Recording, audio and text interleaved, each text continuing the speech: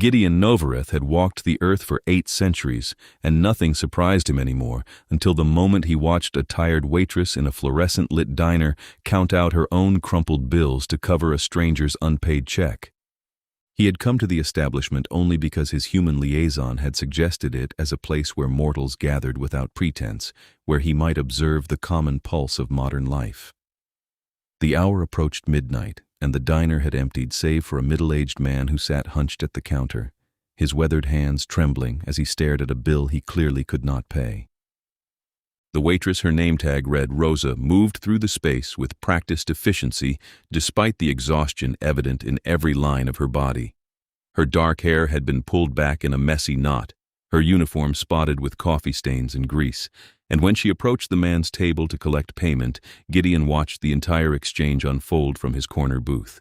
The stranger apologized 3 times, his voice breaking. He explained about the job interview that had fallen through, the bus fare he had spent to get here, the meal he had ordered before realizing his wallet held only a few coins. Rosa listened without interrupting, and then she did something that made Gideon sit forward in his seat. She pulled out her own tip money from her apron pocket, counted out enough to cover the man's bill plus tax, and placed it gently beside his plate. She told him it happened to everyone, that he should eat and not worry, that tomorrow would be better. The man wept. Rosa squeezed his shoulder once and moved away to wipe down empty tables, as though she had not just given away what Gideon suspected represented a significant portion of her night's earnings. The vampire king had seen many things across his long existence. He had witnessed wars and coronations, betrayals and grand gestures of love, the rise and fall of empires. But this small act of mercy, executed without audience or expectation of reward, struck something deep in his chest that he had thought long calcified. He studied her as she worked, noting the careful way she moved to favor her right foot, an old injury perhaps, or simply the consequence of too many hours standing.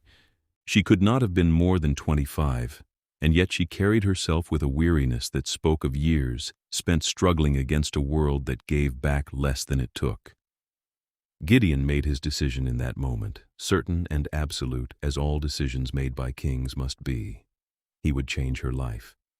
He would lift her from this place of harsh light and grease-heavy air, would give her everything she deserved and had clearly never received. The reasoning felt sound, even virtuous. He possessed wealth beyond measure, influence that stretched across continents, power that could reshape her circumstances with nothing more than a word. Why should she not benefit from his attention? Why should such innate goodness continue to suffer when he could so easily remedy it? He left the diner without approaching her that night, but not before noting the name of the establishment and committing every detail of her face to his flawless memory. Rosa Valdez. He would learn everything else soon enough. The next 2 weeks unfolded with the meticulous precision Gideon brought to all his endeavors. His network of human associates provided information quickly. Rosa lived alone in a 4th-floor walk-up apartment in a building that should have been condemned a decade ago, worked double shifts at the diner 6 days a week, and sent money home to her mother in Arizona every month without fail. She had dropped out of community college 3 years earlier when her mother's medical bills had become insurmountable. She owed $17,000 in various debts. She had no savings. Her car had been repossessed 8 months ago, which explained why she took 2 buses to reach the diner for each shift. The facts arranged themselves into a portrait of noble struggle, and Gideon found himself thinking about her at odd moments while reviewing trade agreements with the European courts, while listening to his advisors debate blood distribution policies, while standing in his private gallery surrounded by paintings older than most mortal bloodlines. She lingered in his mind like a melody half-remembered, persistent and strangely sweet. He began visiting the diner regularly, always taking the same corner booth, always arriving within an hour of closing time when the crowds had thinned, and he could observe her without drawing excessive attention.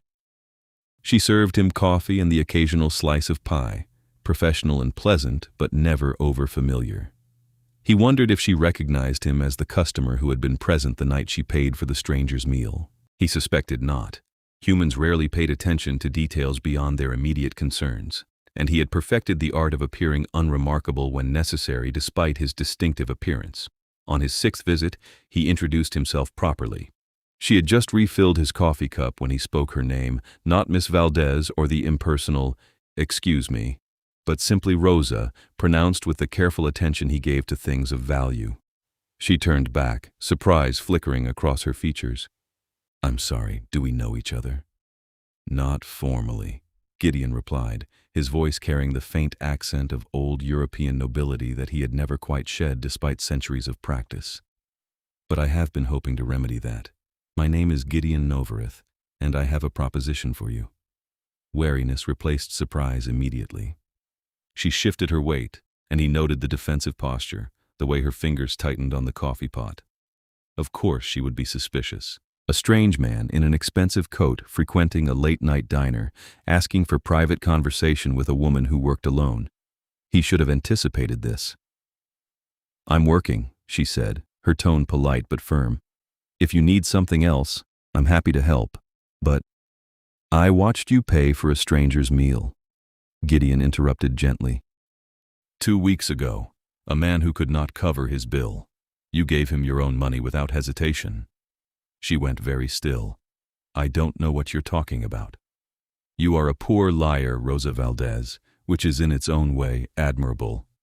He leaned back in the booth, making himself less imposing, an old trick learned from centuries of negotiation. "I am not here to cause you difficulty. Quite the opposite. I believe you possess a quality rarely found in this world, genuine compassion without expectation of return, and I wish to help you in recognition of that quality." "I don't need help," she said immediately. "Everyone needs help. There is no shame in it." "Look, I don't know who you are or what you want, but I'm not interested in— I want nothing from you except the opportunity to improve your circumstances," Gideon said, and he meant it with perfect sincerity. "You work too hard for too little, and it offends my sense of justice that someone capable of such kindness should struggle as you do. Allow me to assist you. Your mother's medical bills, for instance. I could arrange for them to be settled in full by the end of the week." The color drained from her face. "How do you know about my mother?" Too much too quickly, he realized. He had miscalculated, allowed his eagerness to override his usual caution. Humans did not appreciate surveillance, even when conducted with benevolent intent. "I apologize. I did not mean to alarm you. I simply wished to understand your situation before offering assistance. Surely you can see that knowing the details allows me to provide meaningful help rather than empty gestures." Rosa set down the coffee pot with enough force that liquid sloshed over the rim. "You had me investigated? You don't even know me. Why would you— What is this really about? Because if you think buying my mother's bills means I'm going to— Nothing of the sort," Gideon said sharply, genuinely appalled. "I am offering you help because you deserve it. Because I watched you sacrifice your own security for a complete stranger and recognized it as extraordinary. Because I have the means to change your life and wish to do so. There are no ulterior motives, no expectations beyond your acceptance." She stared at him for a long moment, her chest rising and falling with agitation. Then she shook her head slowly. "I don't accept charity from strangers, Mr. Novareth. I appreciate the offer, I guess, but no. Please don't come back here." She walked away before he could respond, disappearing through the swinging door into the kitchen. Gideon sat alone in the booth, the coffee growing cold in front of him, and experienced something he had not felt in decades: rejection. Not political maneuvering or careful refusal couched in diplomatic language, but simple, direct dismissal of his offer. He found it both frustrating and oddly fascinating. She had turned down what amounted to a fortune without hesitation, had chosen pride over practicality, struggle over acceptance. He left a $100 bill on the table to cover a $4 coffee and departed into the night, his mind already working through alternative approaches. She had said not to return to the diner, and he would honor that request. But she had not said he could not help her through other means, had not forbidden his presence in her life entirely. He simply needed to be more subtle, more strategic, more patient. Rosa's landlord called her 3 days later to inform her that an anonymous benefactor had purchased the building and intended to make substantial repairs. Rent would remain the same during renovations, but all tenants would receive upgraded appliances and fixtures at no additional cost. Rosa listened to the news with growing suspicion. When she asked who had bought the building, the landlord claimed not to know. Everything had been handled through lawyers and holding companies. She knew exactly who was responsible. The knowledge sat in her stomach like a stone. Part of her felt grateful. Despite herself, the apartment's heating had been unreliable for 2 winters, and the elevator had not worked in 18 months, but the larger part burned with indignation. She had told him no. She had been clear. And he had simply gone around her refusal as though her words meant nothing, as though his desire to help outweighed her right to refuse. She caught sight of him a week later in the grocery store where she shopped for the cheapest essentials. He stood in the produce section examining apples with the focused attention of someone who had never actually had to consider price per pound. He looked different in the fluorescent grocery store lighting, not worse exactly, but otherworldly in a way she had not fully registered in the diner's dimness. His hair fell white and perfectly straight to his shoulders, his skin pale enough to seem almost luminescent, and he carried himself with a posture that suggested royalty, or at least significant wealth. He wore black despite the season, expensive fabric that probably cost more than her monthly rent. She should have walked away. She should have turned her cart around and left before he noticed her. Instead, she found herself marching directly toward him, anger overriding common sense. "Stop it," she said without preamble when she reached him. Gideon turned, and something flickered in his eyes, pleasure, she thought, at seeing her, which only made her angrier. "Rosa, what a pleasant surprise.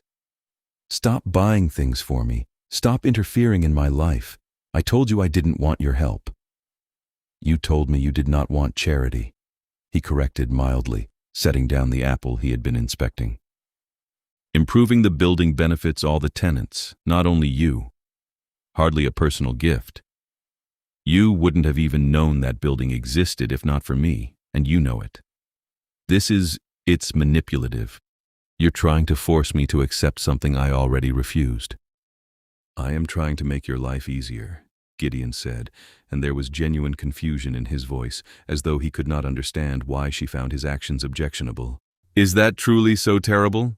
Would you prefer to continue living in squalor when I possess the means to remedy it?" "Yes," Rosa snapped. "Yes, I would prefer that, because it's my squalor and my life and my choice. You don't get to just swoop in and fix everything because you decided I need fixing. I never suggested you needed fixing. I think you are remarkable exactly as you are. I simply wish to provide you with the resources you deserve." "Based on what? One good deed you happen to witness? You don't know me. You don't know anything about me except what your creepy investigation turned up." "Then let me know you," Gideon said, and he stepped closer, his voice dropping to something more intimate. "Have dinner with me. Allow me the opportunity to understand who you are beyond the facts and figures. I promise I am not the villain you have decided I must be." Rosa opened her mouth to refuse, then stopped. She looked at him, really looked, and saw something unexpected beneath the arrogant certainty. Loneliness, maybe, or genuine confusion, as though he truly could not comprehend why his help was unwanted. It did not excuse his behavior, but it complicated her anger enough to make her hesitate.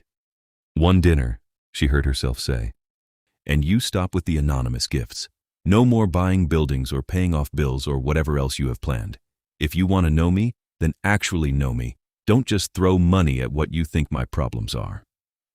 Gideon smiled, and it transformed his face from merely handsome to something approaching devastating. "I accept your terms. Tomorrow evening, I know a restaurant." "No," Rosa interrupted. "No fancy restaurants. There's a Thai place 2 blocks from my building, 7 o'clock, and you're paying because you can afford it, but I'm ordering whatever I want without worrying about the price, so consider yourself warned." "I would expect nothing less," Gideon said softly. Rosa left before she could second-guess the decision, her groceries forgotten. She made it halfway home before realizing she had just agreed to dinner with a man who had her investigated, who bought buildings on a whim, who looked at her as though she were something precious and breakable. She should cancel. She should call the restaurant and leave a message saying she had changed her mind. She did not cancel. The Thai restaurant was small and loud and filled with the smell of lemongrass and chili paste. Gideon arrived exactly on time, looking absurdly out of place among the mismatched chairs and laminated menus. He had dressed down, or what she suspected was his version of dressing down, in dark slacks and a charcoal sweater that probably still cost more than her weekly paycheck. Several other diners turned to stare as he entered, drawn by the indefinable quality of presence he carried like a second skin. Rosa had chosen a table in the back corner, and she watched him navigate the crowded space with unconscious grace. When he sat across from her, she noticed he moved the way dancers moved, every gesture economical and precise. "Thank you for agreeing to meet me," he said. "Thank you for not buying the restaurant before I got here," Rosa replied. He had the grace to look slightly abashed. "I have been thinking about what you said. You were correct, I overstepped. I am not accustomed to having my help refused, and I reacted poorly. It will not happen again." "Why?" Rosa asked bluntly. "Why does it matter to you? Why me specifically?" Gideon was quiet for a moment, his pale eyes studying her face. "I have lived a very long life," he said finally. "I have accumulated wealth and power and all the comfort such things provide, but genuine goodness, the kind of instinctive compassion you showed that stranger, has become exceedingly rare in my experience. When I witnessed it, I felt compelled to honor it, to protect it perhaps from a world that too often punishes such qualities." "So this is about protecting me?" Rosa could not quite keep the edge from her voice. "Because I seem like some kind of fragile good thing that needs safeguarding?" "No. This is about recognizing value and wishing to nurture it rather than watch it be slowly ground down by circumstance." He paused. "Though I am beginning to understand that you find the distinction meaningless." The waiter appeared before Rosa could respond, and they ordered, Rosa choosing 3 dishes because she was hungry and stubborn, Gideon requesting only spring rolls and tea. When the waiter left, Rosa leaned forward. "Tell me about this very long life of yours," she said. "You talk like someone much older than you look." "I am older than I look," Gideon said, and something flickered in his expression. "Much older. I was born in the year 1247, in what is now Romania." Rosa laughed, then stopped when his expression did not change. "You're serious?" "Completely. You're telling me you're almost 800 years old. 779 to be precise." She sat back, studying him. He met her gaze without flinching, without any hint of jest or deception. She thought about the way he moved, the formality of his speech, the strange timelessness of his features. She thought about those pale eyes and paler skin, the fact that she had only ever seen him at night. "You're telling me you're a vampire," she said slowly. "I am the Vampire King," Gideon corrected, "which is not meant as boasting, merely clarification. I rule the North American courts and maintain diplomatic relations with the European and Asian kingdoms. We have existed alongside humanity for millennia, though we prefer to remain discreet." Rosa should have laughed again, should have stood up and left, written him off as delusional and dangerous. Instead, she found herself thinking about all the small inconsistencies she had noticed and dismissed. The way his fingers had been ice cold when they had briefly touched. The fact that she had never seen him eat actual food. The sense of age that clung to him like expensive cologne. "Prove it," she said. Gideon glanced around the restaurant, then reached across the table. "May I?" She extended her hand and he took it gently, turning it palm up. Then he smiled, and she watched his canines lengthen into sharp points that could not possibly be fake, could not possibly be anything except exactly what he claimed. He held the expression for only a moment before his teeth returned to normal, but it was enough. "Oh my God," Rosa whispered. "I understand this is a great deal to process.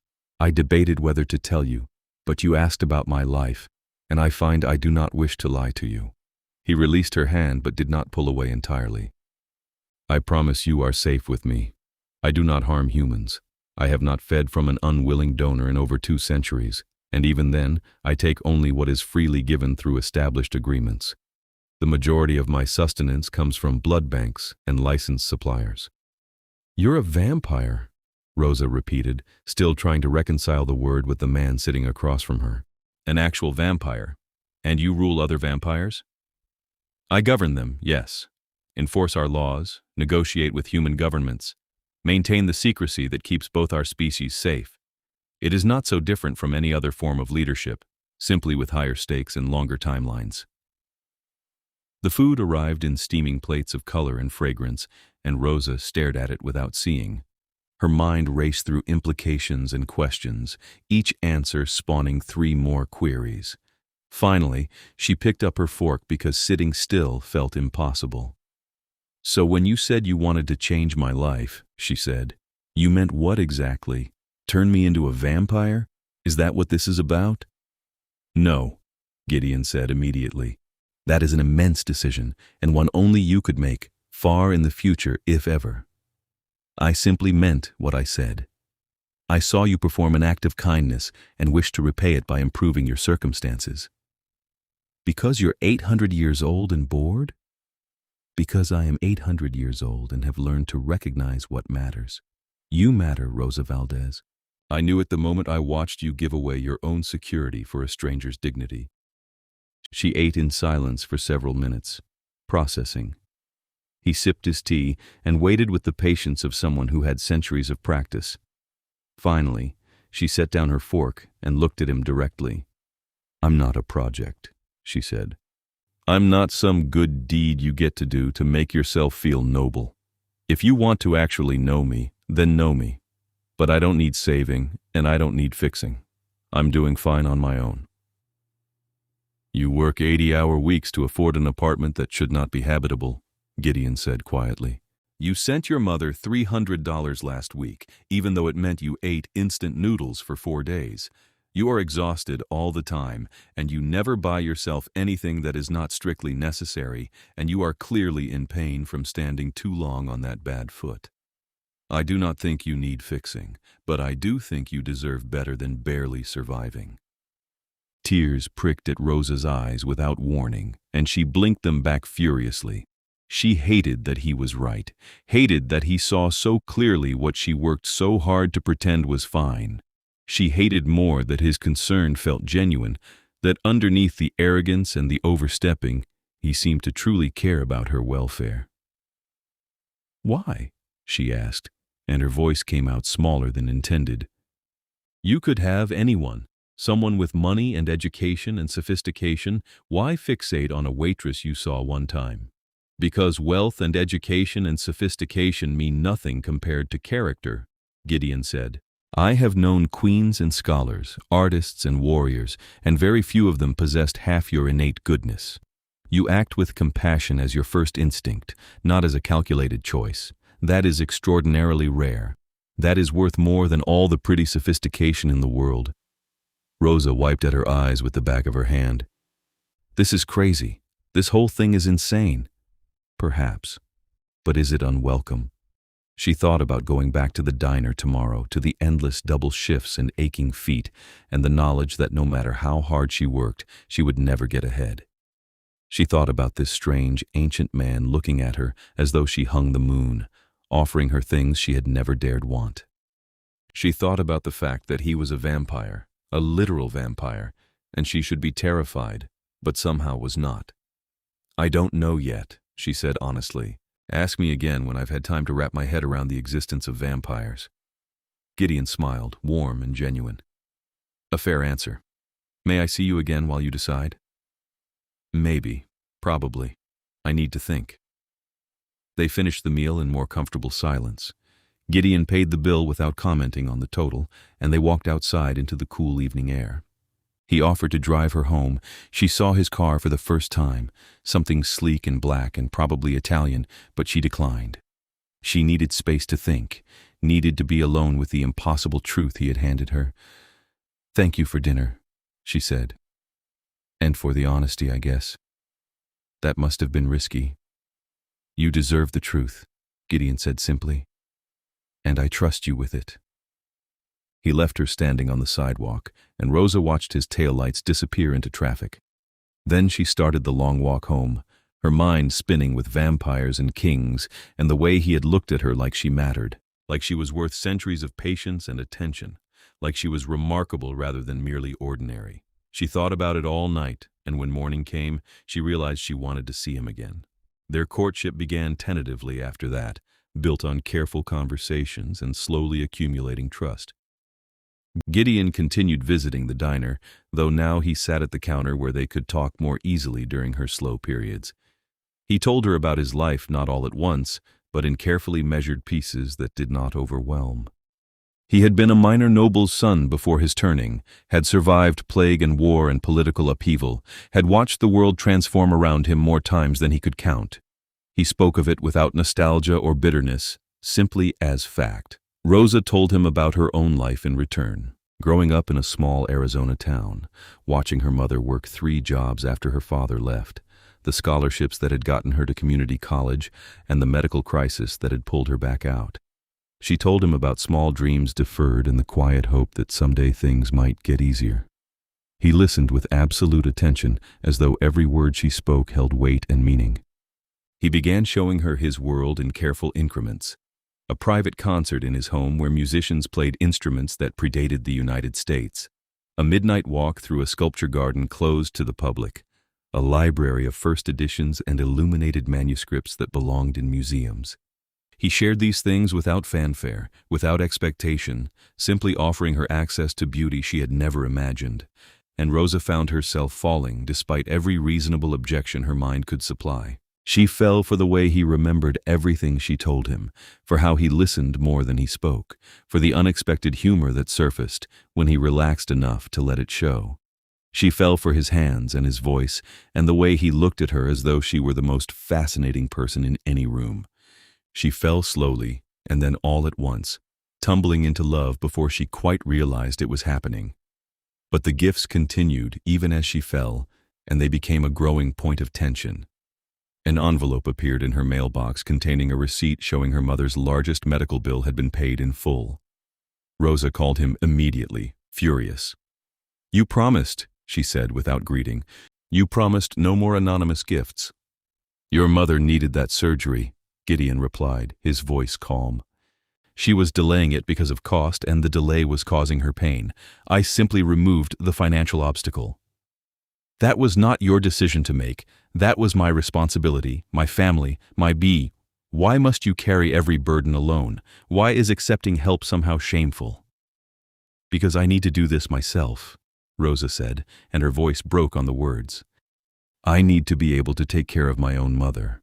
If I can't even do that, then what kind of daughter am I?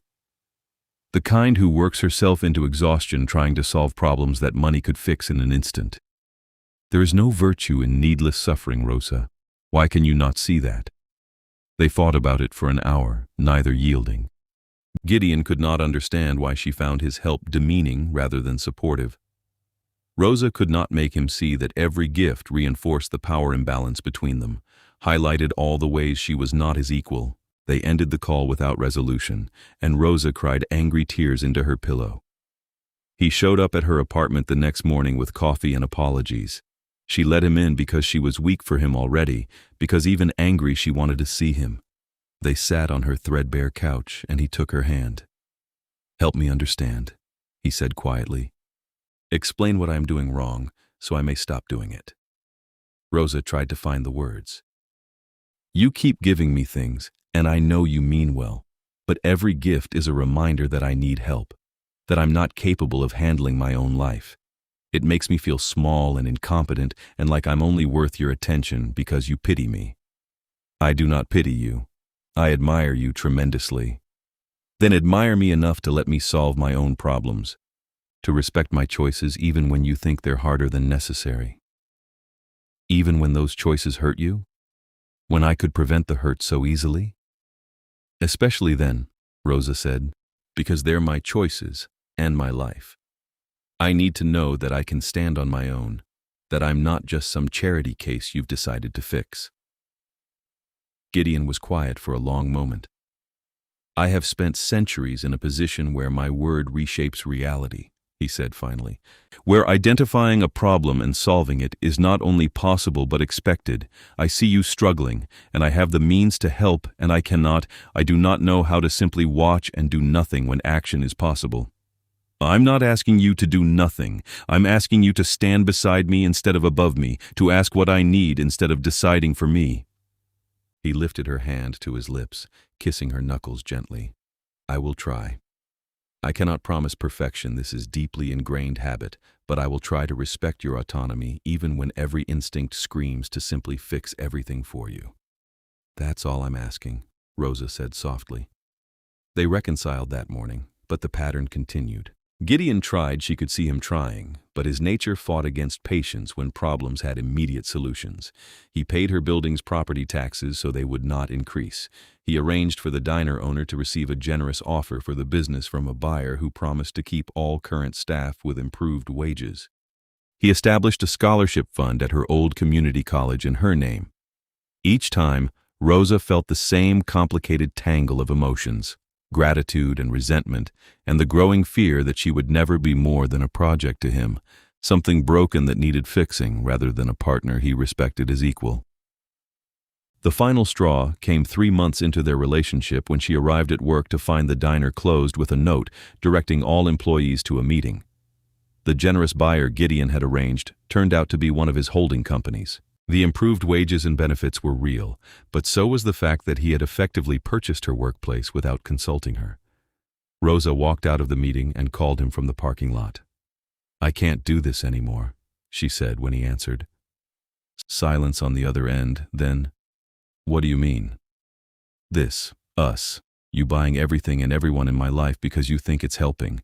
I can't build a relationship with someone who sees me as a problem to solve rather than a person to know. Rosa, that is not—" "It is exactly how you see me, Gideon. Every gift, every intervention, every time you go behind my back to fix something I didn't ask you to fix. You say you admire me, but your actions say you think I'm incapable of managing my own life. I am trying to make your life better. Why is that so wrong?" "Because it's not your life to make better." Rosa's voice rose despite her best efforts.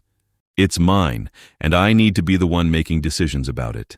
I need to matter as more than just someone you do good deeds for.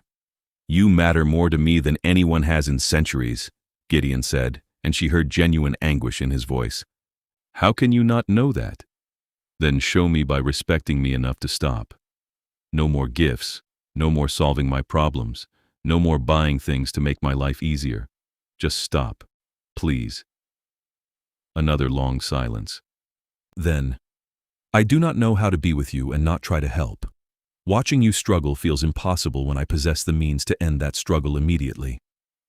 "Then maybe we're not compatible," Rosa said, and her heart broke saying it. "Maybe you need someone who wants a benefactor, and I need someone who sees me as an equal." "Do not do this," Gideon said, and for the first time since she had known him, he sounded uncertain. "Please, give me another chance. I will do better." "You've said that before and nothing changes. I'm sorry, Gideon. I'm so sorry, but I can't keep having this fight. I love you, but I need more than what you're giving me." She hung up before he could respond and sat in her car crying until her shift was due to start. Then she went inside and worked mechanically, serving coffee and taking orders while her heart felt like it was tearing itself apart. She had fallen in love with a vampire king, and it had been doomed from the start. He could not stop trying to save her, and she could not accept being saved. There was no reconciling those two truths. Gideon did not come to the diner that night or the next. Rosa told herself it was better this way, that clean breaks healed faster. She threw herself into work and tried not to think about pale eyes and gentle hands and the way he had looked at her like she was precious. She lasted 5 days before the dreams started. They came every night without fail, vivid, urgent dreams of Gideon in danger. She saw him surrounded by shadows with red eyes, heard his voice calling for her, felt his pain as though it were her own. She woke each morning exhausted and shaking, certain something was terribly wrong despite having no logical reason to believe it. On the 6th night, she woke at 3 in the morning to find a man standing in her bedroom. Not Gideon, this vampire was smaller, darker, with eyes like blood and a smile that showed too many teeth. Rosa opened her mouth to scream, but he was across the room in an instant, his cold hand covering her mouth and nose. "Rosa Valdez," he said, his voice carrying an accent she could not place. "The little human who has captured our king's attention. You are going to come with me very quietly, or I am going to kill everyone in this building. Do you understand?" Rosa nodded, terror flooding her system. The vampire removed his hand and hauled her to her feet with inhuman strength. She barely had time to register movement before they were out her window and flying through the night air.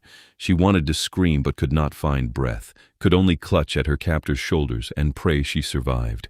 They landed in an alley miles from her apartment. 2 more vampires waited there, both pale and ancient-looking. They grabbed her arms when the first vampire released her, holding her upright when her legs threatened to give out. "What do you want?" Rosa managed.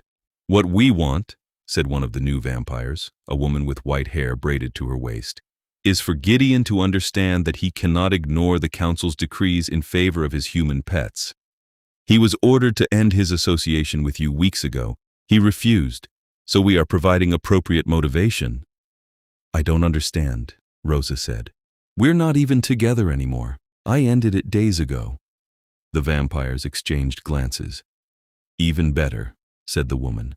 "When he learns we have taken you despite your separation, he will understand that his defiance has consequences beyond himself, that his attachment makes you a permanent liability." They took her to a building Rosa did not recognize, old and abandoned, the kind of place that appeared on no official maps.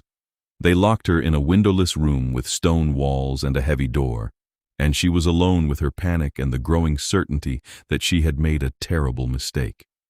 She had pushed Gideon away when she should have trusted him, should have found a way to work through their differences instead of running at the first impasse. Hours passed in darkness. She had no way to track time, no idea if anyone knew she was missing. Her phone had been left behind in her apartment. No one would realize she was gone until she missed her shift at the diner, and even then, who would know where to look? The door opened eventually, and the woman from the alley entered carrying a bottle of water. "Drink," she commanded. "We need you alive for now." Rosa took the bottle with shaking hands. "Why are you doing this? What did Gideon do that was so wrong?" "He broke our laws," the woman said. "He formed an attachment to a human without council approval, then refused direct orders to end that attachment. He placed his personal desires above the safety and secrecy of our entire species. Such defiance cannot be tolerated, even from a king." "He never told me any of that," Rosa whispered. "Of course he didn't. He is arrogant enough to believe himself above our laws, powerful enough to think he can ignore consequences." The woman studied her with cold assessment. "You are nothing special, you understand. Ordinary in every way. Yet he risked everything for you. I wonder if you will be worth his downfall." She left before Rosa could respond, and the darkness closed in again. Rosa sat against the cold wall and tried to process what she had learned. Gideon had been ordered to leave her alone and had refused, had chosen her over his own laws, his own people. The knowledge sat heavy in her chest, not quite guilt, but something close to it. She had accused him of not respecting her choices when he had been fighting his entire world to remain by her side. More time passed. She dozed fitfully, waking to the same darkness and fear. Then the door opened again, and this time it was not the woman but the male vampire from her bedroom. "Come," he said. "The king arrives to bargain for you. You should witness his humiliation." They brought her to a large chamber that might have once been a warehouse. Dozens of vampires filled the space, all pale and beautiful and utterly inhuman in their stillness. They parted as Rosa's captors dragged her forward, forming an aisle that led to a raised platform where 3 vampires sat in ornate chairs. The council, she presumed. And there, standing before the platform with his hands clenched into fists, was Gideon. Their eyes met across the distance, and Rosa saw relief and fury and terrible fear flash across his face before he schooled it back to neutrality. He looked different here, surrounded by his own kind, more regal, more dangerous, every inch the king he claimed to be. "We have your human, Gideon," said the vampire seated in the center chair, a man who looked barely older than 20, but radiated age like heat. "As promised, she is unharmed. Will you now comply with our orders?" "Release her first," Gideon said, his voice tight with controlled rage. "Then we discuss terms." "You are in no position to make demands. We hold what you value. You will agree to our terms, or we will demonstrate precisely how fragile humans are." Touch her again, and I will burn this entire building to ash with all of you inside it," Gideon said quietly, and the temperature in the room seemed to drop 10 degrees. "I am still your king, Evander. Council be damned. You have committed an act of war against my declared interest. Release her now, or test whether your council can survive my wrath." The vampire called Evander smiled thinly. "Such passion over a human waitress. How far you have fallen." "She is worth more than all of you combined," Gideon said. "And if she is harmed in any way, I will ensure you spend eternity regretting this moment." "Gideon, stop," Rosa said, finding her voice despite her terror. "Don't give them what they want because of me. I'm not worth starting a war over." He looked at her then, really looked at her, and his expression softened. "You are worth starting a war for, ending a war for, burning the world for. Do not ever suggest otherwise." "How touching," Evander said. "But ultimately pointless. Here are our terms, Gideon. You will end all contact with this human immediately and permanently. You will submit to council oversight for the next century, and you will publicly renounce any claim to her before this assembly. Do this, and we return her safely to her home. Refuse, and we send her body back piece by piece until you comply." The room went completely silent. Rosa felt sick, understanding finally what Gideon had been protecting her from all along. Not just his world, but the danger that came with being connected to him. She had been so focused on her pride and independence that she had never fully considered the risks he was managing every moment they spent together. "I have a counteroffer," Gideon said, and his voice carried the weight of absolute authority. "You will release Rosa immediately and unharmed. In return, I will submit the matter to the Continental Assembly for formal arbitration. If they rule that my relationship with her violates our laws, I will abide by their decision.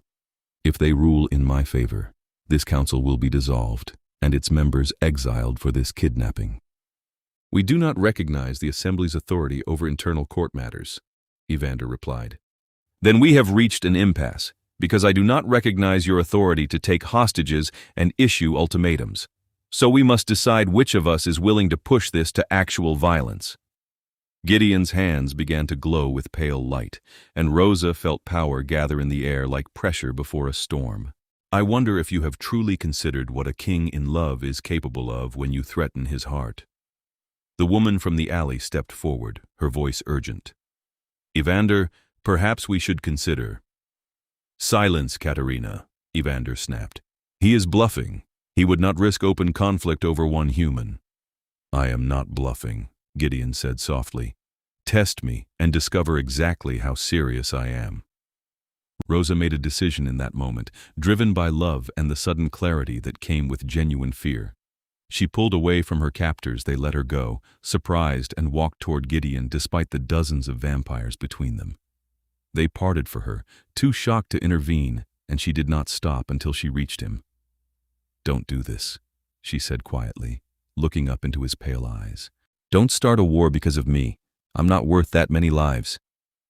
"You are worth everything," Gideon replied, and he touched her face with infinite gentleness despite the power still crackling around his hands. "I failed you before by not listening, by trying to control rather than support. I will not fail you again by allowing these fools to harm you." "Then listen to me now," Rosa said.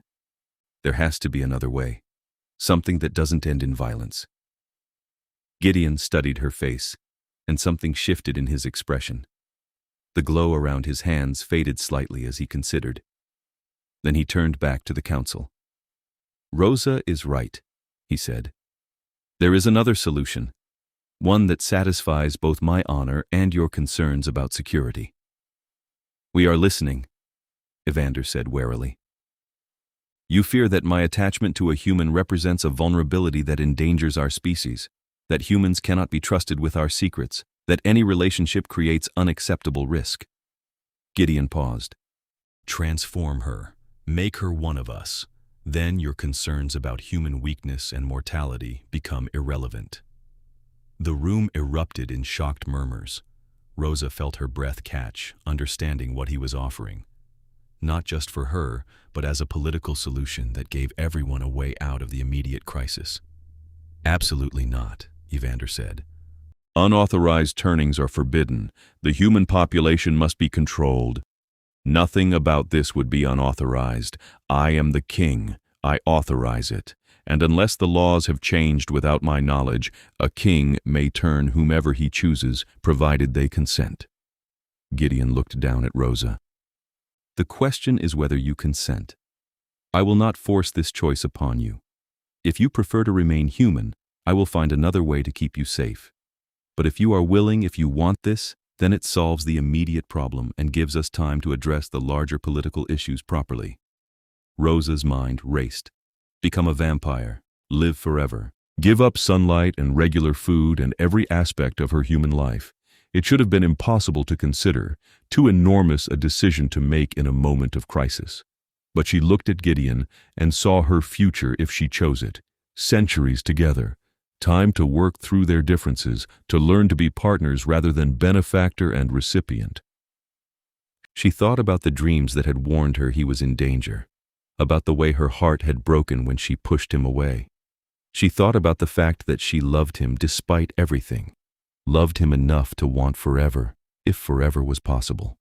I consent, she said clearly.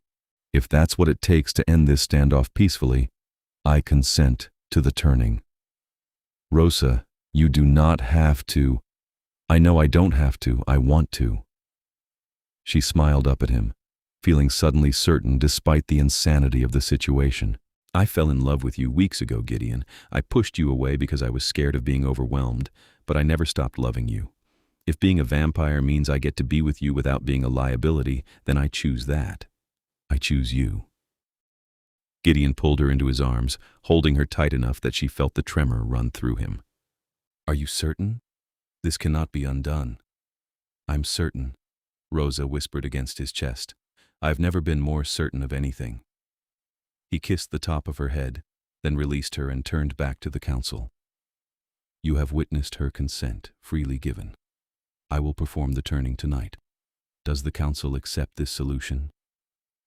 The three vampires conferred in whispers too quiet for Rosa's human ears to catch. Finally, Evander spoke. We accept it provisionally. Once the turning is complete and she has passed through the transition successfully, we will consider the matter of your relationship closed. However, you will still submit to Continental Assembly review of the circumstances that led to this crisis. Agreed? Agreed, Gideon said immediately. Provided Rosa is released into my custody immediately.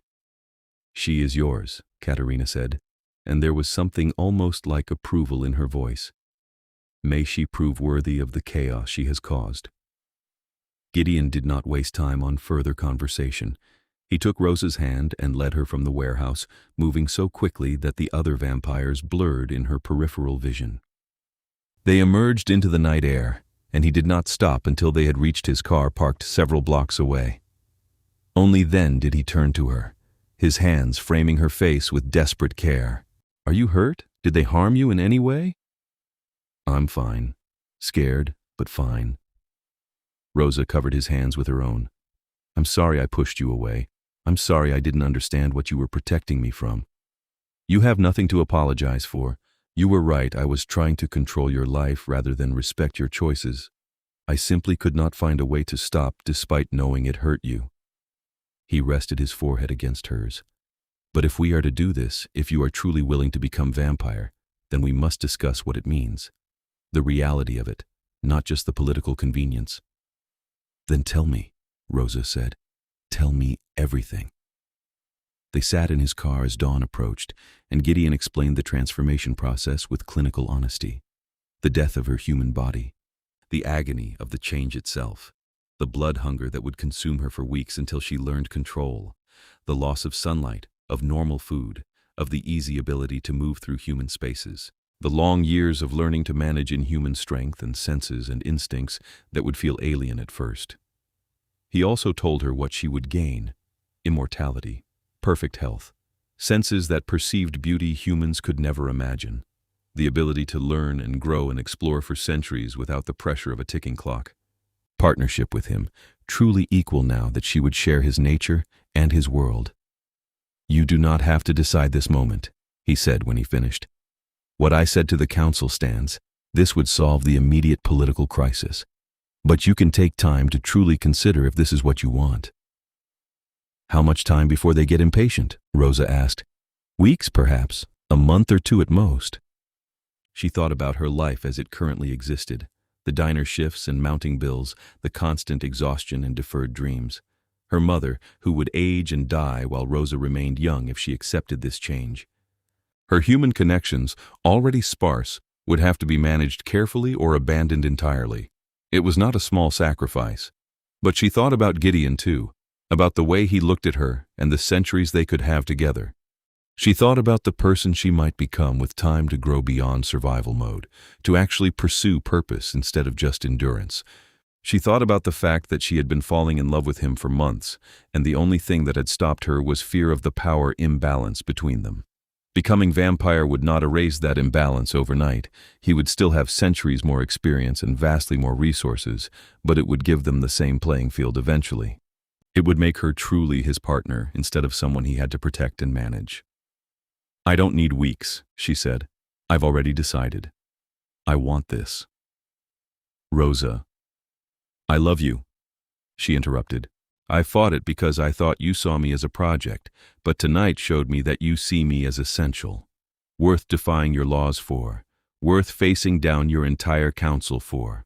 I want the chance to build a life with you, Gideon, a real life as equals, however long that takes." He kissed her then, deep and desperate and full of promise. When he finally pulled back, his eyes were bright with emotion. "I love you," he said. "I have loved you since I watched you give away your last dollars for a stranger's dignity. I will spend eternity proving myself worthy of you." "You already are," Rosa said softly. "Now take me home and show me how to become a vampire." Gideon's home turned out to be a mansion hidden behind gates and walls in the most exclusive part of the city. Rosa had seen pictures of places like this, but never imagined she would enter one, let alone live in one. He carried her through halls lined with art and artifacts, up a sweeping staircase, to a private suite that was larger than her entire apartment. "The transformation is violent," he explained as he set her down carefully. "Your human body will die, your heart will stop. Your breathing will cease. It feels like dying because it is dying. Then you will wake to your new existence, and the hunger will be overwhelming. I will be with you through all of it, but I need you to understand how difficult it will be." "I understand," Rosa said, though she was not sure she truly did. How could anyone understand death and rebirth without experiencing it? "We should wait until tomorrow night," Gideon continued. "Give you time to contact your mother. Arrange things you might need. The transition takes 3 days typically, and you will not be capable of human interaction during that time." "No," Rosa said. "I don't want to wait. I don't want time to second guess or get scared. I trust you. Let's do this now." Gideon studied her face, searching for doubt. Whatever he saw there must have satisfied him, because he nodded slowly. "Then we begin. Lie down." Rosa stretched out on the enormous bed, her heart hammering against her ribs. Gideon lay beside her, propped on one elbow so he could see her face. His hand smoothed over her hair with infinite gentleness. "I am going to drain you to the point of death," he said quietly. "Then I will give you my blood, and it will rewrite you from the inside out. It will hurt more than anything you have experienced. You may scream or fight or beg me to stop. I will not stop, because stopping midway would leave you trapped between human and vampire, and that is a fate worse than death. Do you understand?" "I understand," Rosa whispered. "Tell me if you change your mind. Any moment before I begin, you can refuse, and I will not think less of you." "I'm not changing my mind. I want this. I want you. Make me yours, Gideon." He kissed her forehead, her cheeks, her lips. Then he kissed her throat, right over her pulse, and she felt his fangs extend against her skin. "I love you," he murmured against her neck. "Forgive me for what comes next." The first bite was sharp pain that made her gasp. Then his venom flooded her system. and the pain transformed into something else entirely: pleasure and heat and a dizzying rush that felt almost narcotic. She felt him drinking, felt her blood flowing into him, and it should have been terrifying, but somehow was not. She grew heavy and warm, her thoughts scattering like leaves. The pleasure faded as her heartbeat slowed. Cold crept in from her extremities, and her vision began to tunnel. She tried to say his name but could not make her lips form the shape. Everything felt distant and strange. She was dying. Actually dying. The knowledge arrived without fear, just faint surprise that it could happen so quickly. Her heart stopped. Darkness absolute. Then something forced her mouth open, and liquid fire poured down her throat. She could not swallow, could not breathe, but it kept coming, filling her mouth and spilling down her throat. The fire hit her stomach and exploded outward, racing through her veins like acid. She tried to scream but had no air, tried to move, but her body would not respond. The pain was total and inescapable, rewiring every nerve ending, rewriting her cellular structure. She burned. Time became meaningless in the agony. Minutes or hours or days, she could not tell. She existed only as pain, consciousness reduced to the single fact of suffering. Distantly, she felt hands holding hers, heard a voice speaking words of comfort and encouragement.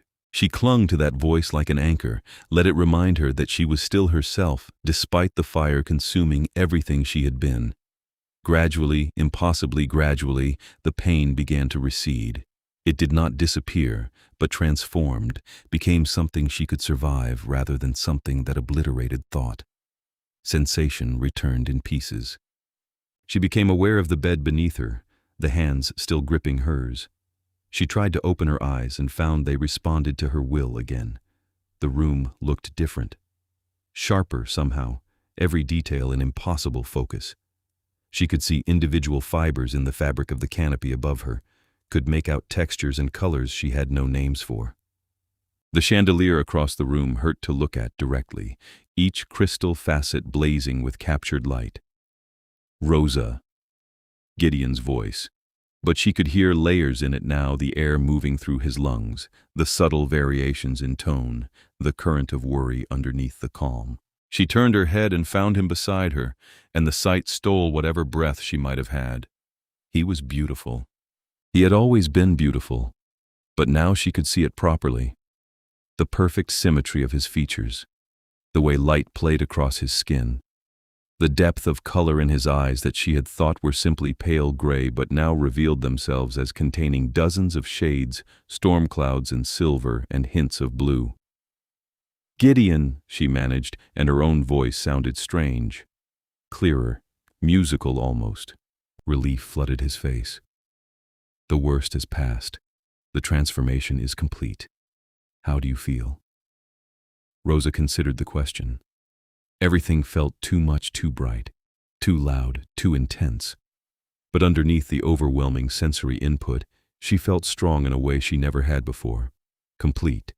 Changed, but fundamentally still herself.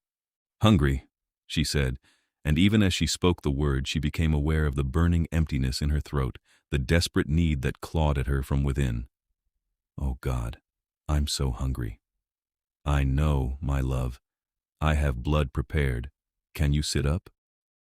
Sitting required concentration. Her body moved faster and stronger than she expected, and she nearly launched herself off the bed before catching herself. Gideon's hands steadied her, and she noticed for the first time that they were the same temperature as her own now. Both cold, both vampire. He produced a crystal glass filled with dark red liquid. Rosa took it with shaking hands, brought it to her lips, and drank. The hunger roared its approval, and she drained the glass in seconds, wanting more immediately. "Slowly," Gideon cautioned, taking the empty glass. "Too much at once will make you sick. You must learn moderation." "I need more," Rosa said, and her voice came out desperate, almost feral. "Please." He gave her a second glass, then a third, spacing them out despite her protests. Eventually, the hunger faded to a manageable ache, and she could think clearly again. She looked down at her hands. They appeared the same but felt different, powerful in a way they never had before. "The hunger will be intense for the first weeks," Gideon explained. You will need to feed frequently until your body adjusts to undeath. I will teach you control, show you how to manage the instincts. It takes time, but you will master it." Rosa nodded, still adjusting to her transformed senses. She could hear everything: the traffic outside miles away, conversations in other parts of the house, even the subtle sound of air moving through the ventilation. Is it always this loud? You will learn to filter it, to focus only on what you want to hear. Right now, everything is new and your mind has not yet learned what to prioritize. That, too, comes with practice. They spent the next hours simply adjusting, with Gideon walking her through the basics of her new existence. How to move without accidentally putting her hand through a wall or crushing everything she touched. How to moderate her strength and speed. How to dim her senses when they threatened to overwhelm. She broke 3 glasses and cracked a marble countertop before beginning to understand the calibration required, and through it all, the hunger lurked at the edges, demanding attention. Gideon fed her regularly, teaching her to sip and savor rather than gulp desperately. He explained the source's blood banks primarily, with occasional willing donors who understood and consented to the exchange. He explained the laws governing feeding, the strict prohibitions against taking unwilling victims. "What you felt at the beginning when I drank from you the pleasure that is our venom," he said. "It ensures that feeding need not be traumatic for humans who consent, but it can also be addictive if we are not careful. Ethical feeding requires discipline and respect for our donors' well-being." Rosa absorbed the information, trying to imagine herself feeding from a living person. It seemed impossible, too intimate and alien, but she supposed she would learn that too, given time. 3 days passed in that suspended state, with Rosa confined to the mansion while her body completed its transformation. Gideon stayed with her constantly, patient through her struggles and frustrations. He taught her constantly about vampire politics and history, about the power she might develop as she aged, about the world she had joined by accepting his blood. On the 4th night, she woke feeling fundamentally different. The hunger still existed, but had lost its desperate edge. Her control over her new strength had improved dramatically. She could filter the sensory input enough to function normally, rather than being overwhelmed constantly. "Better?" Gideon asked as she joined him in the sitting room. "Much better. I feel like myself again, or like a new version of myself." Rosa settled beside him on the sofa, marveling at how natural it felt. "What happens now?" "Now we address the political situation I created by turning you," Gideon said. "The Continental Assembly has called a formal hearing to review the circumstances. They will want to question both of us, understand what led to the crisis with my council. Depending on their findings, there may be consequences." "What kind of consequences?" "For me? Censure most likely, possibly loss of certain privileges or powers. For you?" He took her hand gently. "They may place restrictions on where you can travel or how you interact with humans while you are newly turned. They may require regular check-ins to ensure you are maintaining control and not becoming a risk to our secrecy." Rosa absorbed that, feeling a flicker of the old resentment at having her freedom curtailed. Then she remembered why these laws existed, the necessity of secrecy for an entire species. "When is the hearing?" 3 weeks. Enough time for you to become comfortable with your new nature, but not so long that the Assembly thinks we are avoiding accountability." "Will they try to separate us?" "They cannot," Gideon said firmly. "You are vampire now, my equal in the eyes of our laws. Whatever restrictions they place on me apply to you and vice versa, but they cannot forbid us from being together. That battle is won." Rosa leaned against him, feeling the solid comfort of his presence. "I know I said this before, but I'm sorry I pushed you away. I was so focused on not being your charity project that I didn't see all the ways you were choosing me over your own world. You had every right to demand respect for your autonomy. I was attempting to love you the only way I knew how, by removing obstacles and solving problems, without understanding that you needed partnership more than you needed solutions." Gideon pressed a kiss to her temple. "These weeks have taught me to ask rather than assume, to stand beside rather than above. I hope you will be patient with me as I continue learning." "I will if you'll be patient with me while I figure out how to be a vampire," Rosa said. "I have a feeling I'm going to make a lot of mistakes." "We will make them together," Gideon promised. The weeks before the hearing passed in intensive education. Gideon introduced Rosa to his world, properly the other vampires who comprised his court, the political structures and alliances that governed their society, the long history of vampire-human relations. She met Katerina, the council member who had captured her, and found herself able to speak civilly with the woman now that she understood the political pressures that had motivated the kidnapping. She learned about her new physical capabilities. The speed and strength and enhanced senses were only the beginning. Some vampires developed unique powers as they aged: telepathy, elemental manipulation, transformation, persuasion. Most powers manifested within the first decade of undeath. Gideon possessed a rare ability to manipulate energy directly, which explained the glowing hands she had witnessed during the standoff. Rosa discovered that she felt most comfortable in the company of other turned vampires rather than the born ones. The born vampires, those who had been vampire from birth, descended from ancient bloodlines, carried an arrogance that grated against her memory of humanity. The turned vampires understood what it meant to give up sunlight and mortality, could relate to the disorientation of changing species. She also had to face the difficult conversation with her mother. Gideon arranged for a secure video call, and Rosa explained as carefully as she could that she had met someone and would be traveling extensively for the foreseeable future. She could not tell her mother the truth, the risk was too great, but she ensured that her mother's medical bills were covered and that money would be available for any future needs. Her mother cried, partly from joy that Rosa had found love and partly from sadness that they would be apart. Rosa cried too, mourning the relationship that would have to become distant and managed rather than close. "I can arrange for you to visit her occasionally," Gideon offered after the call ended. "We have cosmetics that simulate human coloring, techniques for appearing to age gradually. It requires discipline to maintain, but many vampires do it to preserve family connections for a time." "How long can it be maintained?" Rosa asked. "A few decades typically. Eventually, the lack of aging becomes too obvious to explain away. But it would give you years to transition her to the idea of your distance rather than forcing an immediate severance." Rosa accepted the offer gratefully, relieved that she would not have to abandon her mother entirely. It was one of 100 small kindnesses Gideon offered during those weeks, not grand gestures or overwhelming gifts, but thoughtful considerations that showed he was listening and learning. He asked her opinion on court matters. He deferred to her judgment when she knew better. He created space for her to find her own place in his world rather than simply slotting her into a predetermined role. And Rosa found herself falling in love with him all over again, deeper this time, built on genuine partnership rather than the unbalanced dynamic that had characterized their early relationship. They were not fully equal, yet he had centuries of experience and knowledge she lacked, but the foundation was there. The possibility of true partnership stretched ahead across the centuries. The night before the hearing, Gideon found her standing on his balcony watching the city lights. He joined her at the railing, his shoulder warm against hers despite the cold air. "Are you nervous?" he asked. "Terrified," Rosa admitted. "What if they decide I'm too much of a risk? What if they exile me or impose restrictions that mean we can't be together properly? Then we will appeal or find another way. I have not spent centuries building influence only to lose you to bureaucratic maneuvering." He turned to face her fully.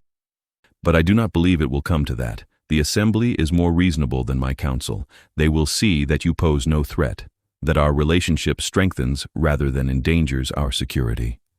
"How can you be so certain?" "Because I have something to show them that will demonstrate your value beyond question." Rosa frowned. "What do you mean?" Gideon pulled a folder from his jacket and handed it to her. Rosa opened it to find architectural plans, budget projections, and legal documents. She scanned the pages with growing confusion until she reached the summary and understood. "A shelter," she said slowly. "For humans experiencing homelessness?" "For humans experiencing homelessness.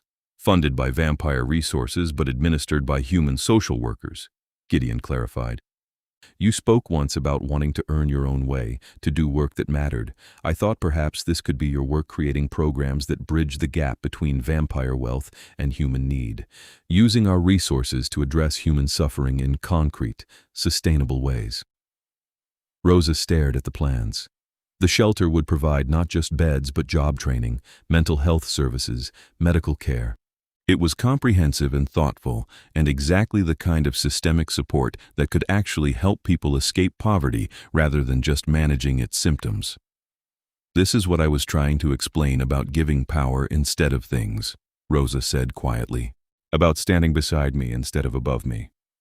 I finally understand the distinction. Not doing things for you, but giving you the resources to do things that matter to you. Not solving your problems, but supporting the solutions you want to create." Gideon gestured to the folder. "This is yours if you want it. Your project to design and implement as you see fit.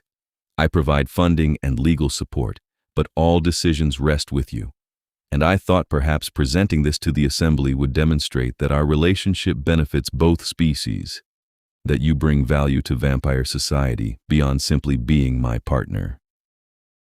Rosa set down the folder and kissed him, pouring everything she felt into the contact. When they finally broke apart, she rested her forehead against his. "I love you. I love you so much I don't have words for it." "Then show them tomorrow," Gideon said. "Show the assembly who you are and what you can do. Remind them that turning you was not just political expedience, but recognition of your extraordinary character. Stand with me as my equal, and together we will prove that our relationship makes both of us stronger." "Together," Rosa agreed. The Continental Assembly met in a hidden complex beneath the city, vast chambers carved from stone and illuminated by lights that mimicked sunlight without its deadly properties. Rosa and Gideon entered the main hall to find it filled with dozens of vampires representing every major territory in North America. At the front sat 7 ancient vampires who comprised the assembly's leadership elders, so old that even Gideon showed them deference. The hearing began with formal statements from both sides. Evander and his council members testified about Gideon's refusal to obey direct orders, about his reckless endangerment of their secrecy, about the necessity of their intervention. They painted him as arrogant and impulsive, too consumed by infatuation to consider consequences. Then it was Gideon's turn. He stood before the assembly with Rosa at his side, and when he spoke, his voice carried the weight of centuries and absolute conviction. "I do not deny that I refused the council's orders," he said. "But I deny that doing so was reckless, or that it endangered our species. Rosa Valdez represents exactly the kind of human we should be building alliances with, intelligent, compassionate, capable of understanding our nature and respecting our needs while maintaining her own integrity. The council's objection was not that she threatened us, but that loving her made me vulnerable. They sought to control whom I could love, and that I will never accept." "You acknowledge that human relationships create vulnerabilities," said one of the assembly elders, a woman who looked perhaps 30 but radiated age like radiation. "How do you reconcile that with your responsibility to our security?" "I reconcile it by transforming the vulnerability into strength," Gideon replied. "Rosa is vampire now, fully integrated into our world. But more than that, she brings perspective and skills that pure vampires lack. May I allow her to explain?" He stepped aside, and Rosa found herself the focus of dozens of ancient eyes.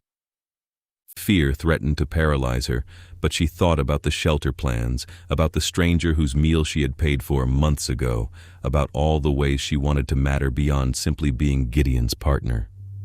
"I understand your concerns about security," she began, her voice steadier than she felt. "I was human 3 weeks ago.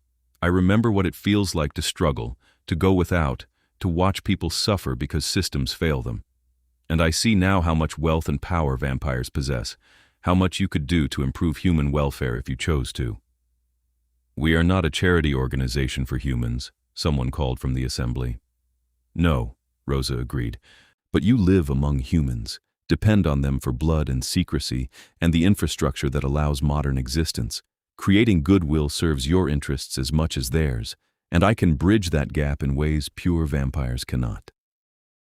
She pulled out the shelter plans and began explaining her vision. Programs designed by someone who had lived the reality of poverty, funded by vampire resources, creating measurable improvements in human welfare. She spoke about how investing in human communities created safer environments for vampires, how reducing desperation reduced risks. She spoke about building long-term relationships with human institutions that could become allies rather than threats. And she spoke about love, about how Gideon's choice to defy his counsel for her demonstrated the kind of loyalty and commitment that defined the best of vampire values, not the worst. About how their relationship modeled the possibility of true partnership between species, rather than the paternalistic control that had characterized vampire-human relations historically. When she finished, the hall was silent. Then the eldest assembly member, a man who looked barely past adolescence but whose eyes held millennia, spoke.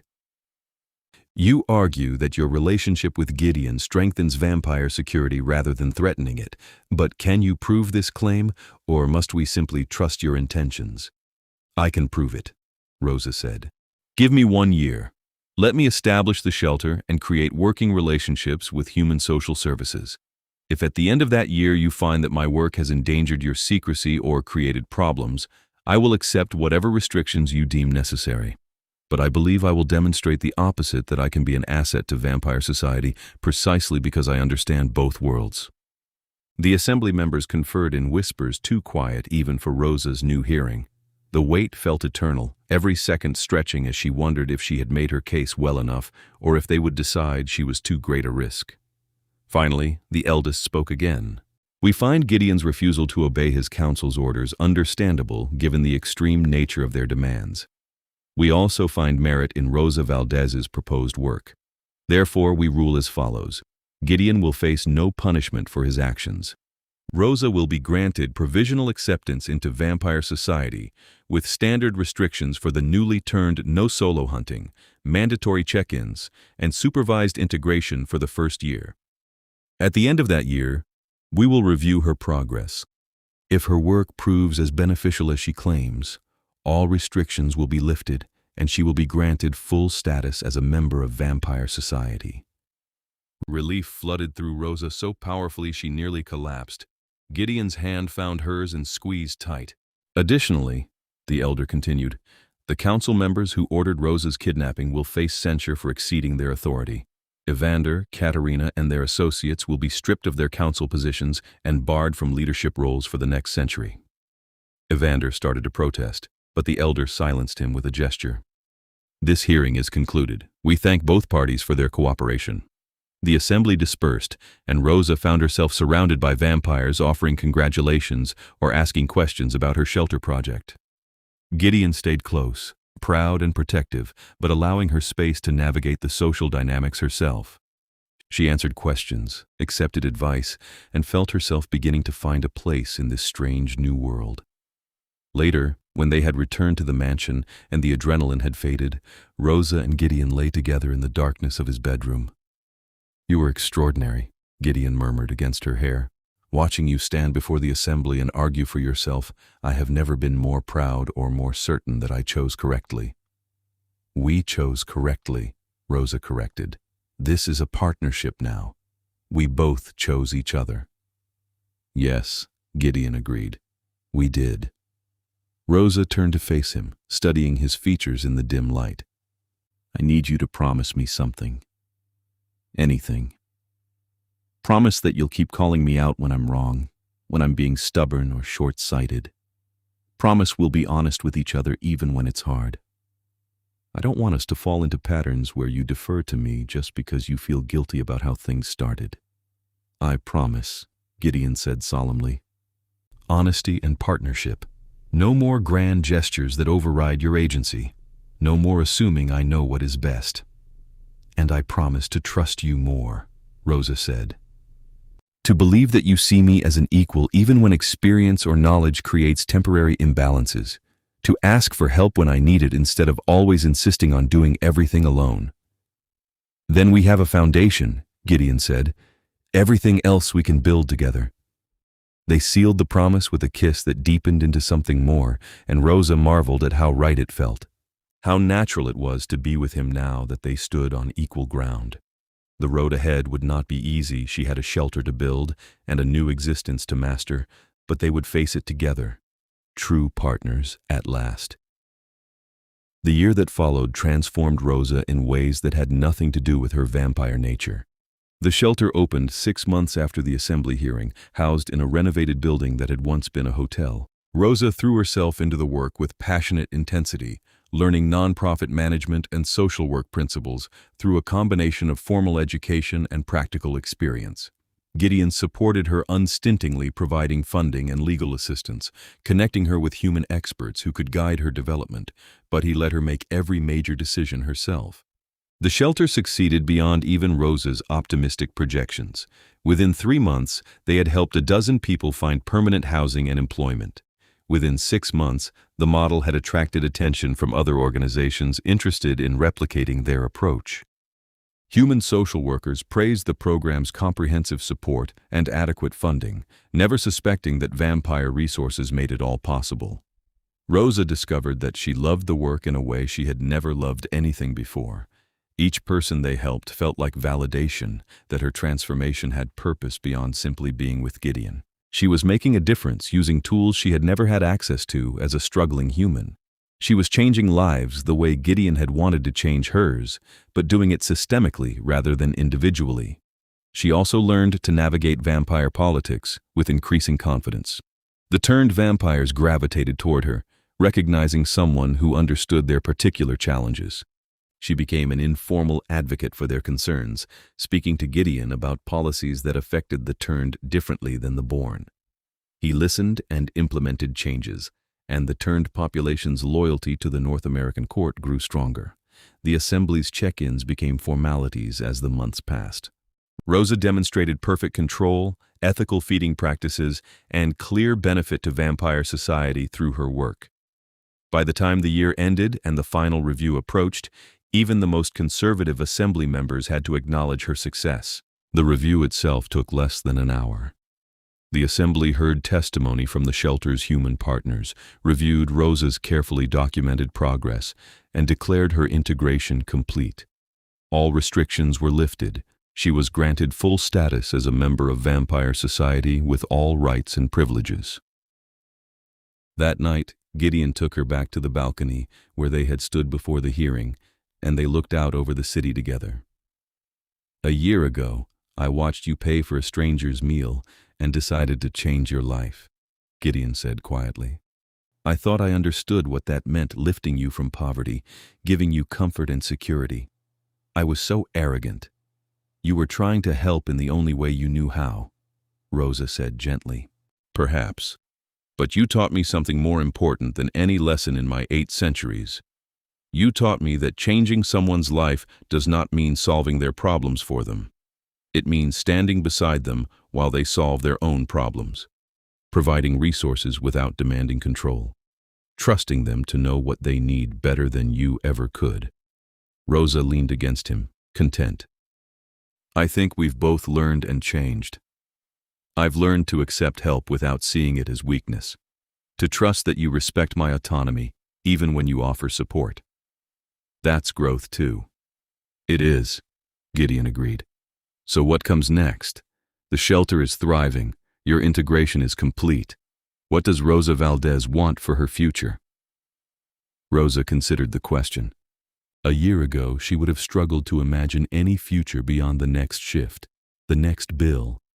Now she had centuries stretching ahead, time to dream bigger than survival. "I want to expand the shelter model to other cities," she said slowly.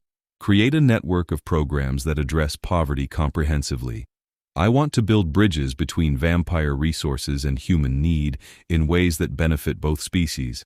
And I want to do it all with you beside me, continuing to learn and grow together." "That sounds perfect," Gideon said. "Though I confess I also hope for moments that are just ours. Quiet centuries of reading together, traveling, experiencing the world, building a life that is not only purposeful, but joyful." "Both," Rosa said firmly. "Purpose and joy, work and rest. We have time for everything now." Gideon kissed her temple. "We do indeed." They stood together in comfortable silence, watching the city lights blur and shift in the wind. Then Gideon reached into his pocket and produced a small velvet box. Rosa's breath caught an old human instinct, despite no longer needing to breathe. I know we are already bound by choice and transformation, Gideon said, opening the box to reveal a ring set with a stone that caught light like captured stars. But I would like to honor human tradition as well. Rosa Valdez, will you marry me? Will you be my partner not just in undeath but in all the formality and ceremony that humans use to celebrate commitment? Rosa took the ring from the box, examining the craftsmanship. It was old, centuries old, she suspected, and absolutely beautiful. Did you make this yourself? I commissioned it in 1823, Gideon admitted. I have been carrying it for 200 years, waiting to find someone worth offering it to. I nearly gave up hope that such a person existed. Then I watched a tired waitress give away her last dollars, and I knew I had finally found her. Tears welled in Rosa's eyes. She could still cry, she had discovered, though the tears were tinged pink with blood. Yes, I'll marry you. Though I reserve the right to also propose to you properly at some point, because partnership means reciprocity. Gideon laughed, the sound full of joy and relief and love. He slipped the ring onto her finger, and it fit perfectly, as though made for her specifically. Perhaps it had been, across the centuries. Perhaps some part of him had been waiting for her all along. They married 3 months later in a ceremony that blended human and vampire traditions. Rosa's mother attended via video call, believing her daughter was marrying a wealthy businessman in an intimate destination wedding. The vampire guests filled a restored cathedral, and Rosa walked down the aisle in a dress that had taken 6 weeks to create, white silk embroidered with silver thread. Gideon waited at the altar in formal black, his white hair loose around his shoulders, his pale eyes bright with emotion. When Rosa reached him, he took her hands and spoke vows he had written himself, promises of partnership and respect, of standing beside rather than above, of loving her exactly as she was while supporting who she wanted to become. Rosa's vows promised the same partnership and honesty, trust and patience, a commitment to keep choosing each other across all the centuries ahead. She promised to call him on his arrogance and to let him support her when support was needed. She promised to build a life together that honored both their natures and created something new from their union. They sealed the vows with a kiss that drew applause from the assembled vampires, and Rosa felt happiness so complete it seemed impossible that she had once struggled to imagine any future worth wanting. Now she had forever stretching ahead, and she intended to fill it with purpose and love and joy. The reception lasted until dawn forced them to retreat inside, and they spent their wedding day in Gideon's private chambers, wrapped in each other and the certain knowledge that they had found something rare and precious. The shelter that had started as a single building in one city became a network of programs across North America within 5 years. Rosa directed the expansion with careful strategy, training other turned vampires to manage regional programs and creating partnerships with human organizations that shared their mission. The work gave purpose to dozens of newly turned vampires who had struggled to find their place in immortal society, and it created measurable improvements in human welfare that benefited vampire security as well. Gideon supported her work completely, proud of what she had built but careful never to take credit for her achievements. He attended ribbon cuttings and fundraisers as her partner, stood beside her for photos and speeches, but always made clear that the programs were hers. His role was simply to provide resources and support the vision, and implementation belonged to Rosa entirely. They found balance between Rosa's work and their personal life, carving out time for each other amid the busy decades. They traveled extensively when Rosa could step away from the programs, exploring corners of the world that Gideon had known for centuries and experiencing them fresh through Rosa's newer eyes. They read together in their library, discussed philosophy and politics and art, built a relationship that was intellectually engaging and emotionally fulfilling. And as the years passed, Rosa came to understand what Gideon had meant about vampire love. Human relationships were built on borrowed time, shadowed always by the knowledge that death would end them eventually. Vampire relationships were built for eternity, which meant they required deeper foundation and more careful tending. Every disagreement had to be resolved fully because grudges could fester for centuries. Every joy had to be savored because even immortals could not take good things for granted. She and Gideon learned to navigate their differences with patience and honesty.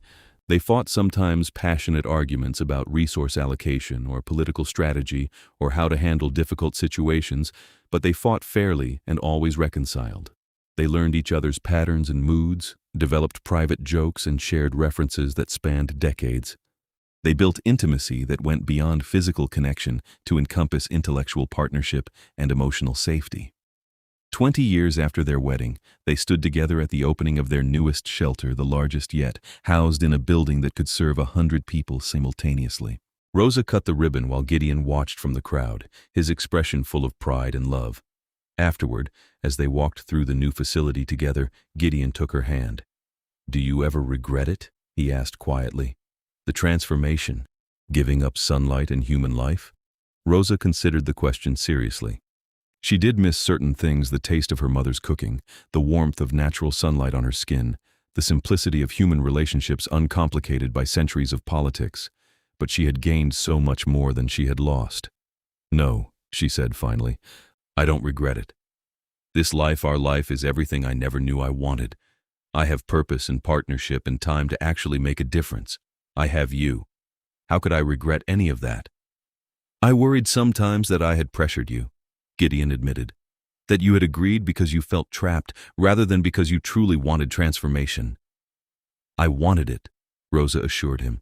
"I wanted you and the future we could build together. I made that choice freely, and I would make it again." Gideon pulled her close, kissing her with the easy affection of decades together. "I love you. I will love you for all the centuries ahead, and never tire of learning new facets of who you are." "I love you too," Rosa murmured against his lips. "My king, my partner, my choice." They stood together in the shelter's main hall, surrounded by the evidence of what they had built together, not just the building but the partnership, the shared purpose, the love that had survived every test and grown stronger for it. Outside, the sun was setting on another day, and night was rising to welcome them home. They had eternity ahead, and they would fill it with good work and genuine joy and each other. Rosa thought back to that night in the diner, when she had paid for a stranger's meal with money she could not spare and unknowingly caught the attention of a vampire king. If she could go back and tell her exhausted, struggling human self what would come from that single act of compassion, she knew past Rosa would never believe it. A year ago would have seemed like a fairy tale too good to be true, impossible to sustain. But they had made it real through effort and honesty and choosing each other over and over again. They had transformed what could have been a pretty fantasy into genuine partnership, and they would continue doing so for all the centuries ahead, building a life together that honored both their strengths and supported both their dreams. The future stretched ahead, vast and full of possibility. And Rosa knew with absolute certainty that whatever came, they would face it together, true equals at last, bound by choice and love and the unshakable knowledge that they had found in each other something worth eternal commitment. They had changed each other's lives completely, and they would spend forever proving that the change had been worth it.